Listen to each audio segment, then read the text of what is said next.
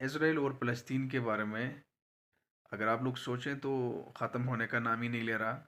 ये जो कॉन्फ्लिक्ट जंग छिड़ गई है, उसके पीछे ऐसी क्या फैक्टर हैं जिसकी वजह से इसराइल गाज़ा का इन्वेजन करने जा रहा है, जबकि पहले हमास इस एक्सपेक्टेशन के साथ इसराइल पर हमलावर हो गए कि वो इसराइल को इन्वेड करें।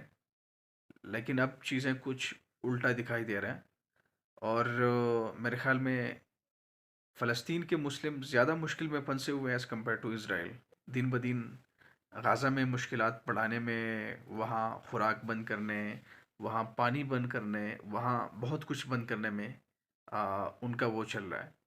तो इस चीज़ के पीछे एक बहुत ही ज़बरदस्त लॉजिक है।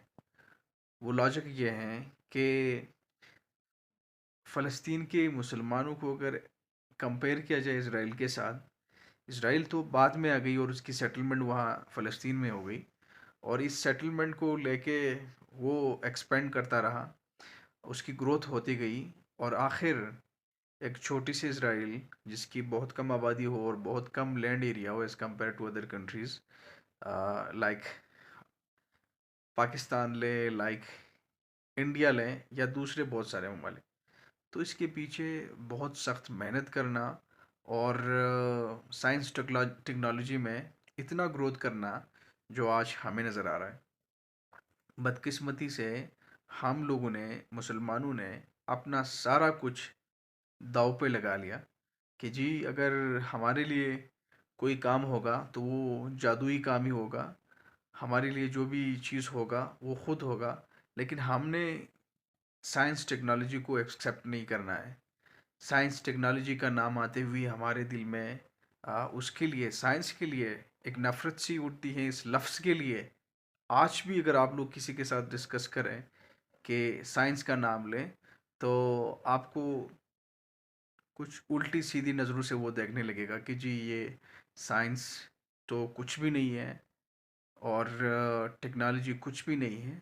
तो मेरे ख़्याल में अब कुछ सीरियस सोचना चाहिए और आइडियोलॉजीज़ के चक्कर में पड़ने के साथ साथ हमें कुछ नया भी सोचना चाहिए, कुछ इनोवेशन करना चाहिए।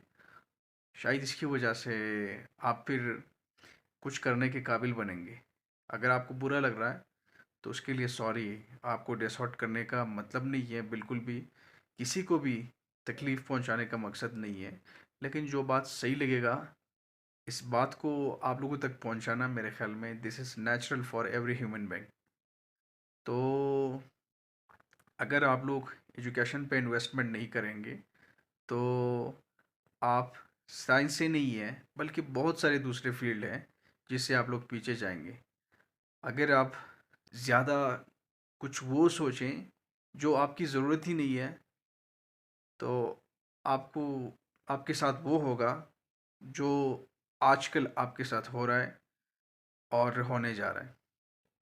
अच्छा, अब एजुकेशन में हम किस तरह इन्वेस्टमेंट करें, किस तरह हम इस चीज़ को आगे लेके जा सकते हैं कि जी हम भी दुनिया में बहुत सारे दीगर कौमें हैं जो बहुत कुछ कर चुके हैं। चाइना अमेरिका को आप देखें, चाइना अमेरिका को बीट कर रहा है, बीट करने जा रहा है। अमेरिका को बहुत तशवीश है कि चाइना की इकॉनमी एक्सपेंड करनी जा रही है, उनकी ग्रोथ, उनकी पॉलिटिकल स्टेबिलिटी। खैर, पॉलिटिकल प्रॉस्पेरिटी तो मैं ये नहीं कह सकता हूँ इस बात का दावा कि चाइना में है। अगर बाकी जो इकनॉमिकली या फिर दीगर चीज़ों की आप लोग बात करें तो China is growing very best, बहुत ज़बरदस्ती से।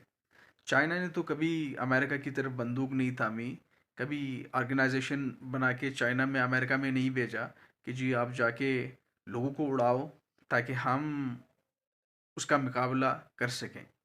बल्कि चाइना कंपटीशन के साथ जा रहा है। आपको भी ये बात समझना चाहिए, competition is the best, hard working is the best. मेहनत करना, कंपटीशन करना, उन्हीं चीज़ों से ही आप आगे जा सकते हैं। इसराइल का झंडा आप जितने बार सड़कों पे निकल के उसको पाड़ फेंक दें, कोई फ़र्क नहीं पड़ेगा उनको। जब तक आप उनको साइंस टेक्नोलॉजी की फ़ील्ड में उनको बैलेंस ना करें, कंपेयर ना कर सकें, फिर मेरे ख़्याल में आप कम से कम या आपकी दुनिया में कोई लोग सुनेंगे और आप कुछ करने के काबिल बनेंगे। इसके अलावा अगर इंडिया चाइना की कॉन्फ्लिक्ट चल रही है, इंडिया ने तो कभी ऑर्गेनाइजेशन चाइना में नहीं बना के वहाँ लोगों को एक्सप्लोड किया या मतलब जाके आ, वो काम किया जो अक्सर हम लोग कर रहे होते हैं। बिकॉज अब इंडिया भी कंपटीशन करने जा रहा है चाइना के साथ। चाइना की स्पेस एजेंसी दुनिया में the world first and best agency है। अब इंडिया भी सोच रहा है कि हमें भी स्पेस में कुछ नया एक्सप्लोरेशन करने को करना चाहिए। तो दैट्स इट। तो दुनिया में जितने भी लोग सफ़र कर रहे हैं तरक्की का, वो कम्पीट कर रहे हैं, कंपटीशन कर रहे हैं। तो आप लोगों से रिक्वेस्ट है कि हमें अपनी सोच में कुछ और ज़्यादा बेहतरी लाने की ज़रूरत है, राइट। हमें एजुकेशन पे इन्वेस्टमेंट करने की ज़रूरत है।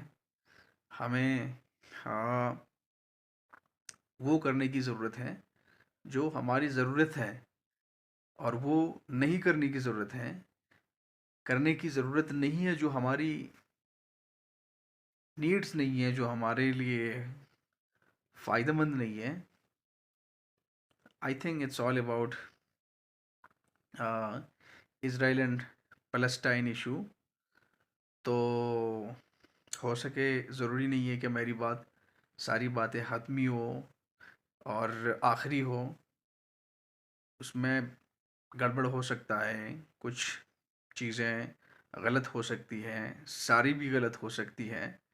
और हमें आप लोगों से उम्मीद है कि आप लोग भी हमारे साथ शेयर करें कि जी व्हाट इज़ सही एंड व्हाट इज़ गलत in this game, in this global game, जहाँ बहुत कुछ हो रहा है। Thank you so much. अगर आप लोगों ने अभी तक हमें फॉलो नहीं किया है, सब्सक्राइब नहीं किए हैं, तो बटन दबाइए, सब्सक्रिप्शन दें, फॉलो करें हमें, लाइक करें और उस पैगाम को दूसरे फ्रेंड्स के साथ भी शेयर करें। Thank you so much. Till next vlog. खुदा हाफिज़।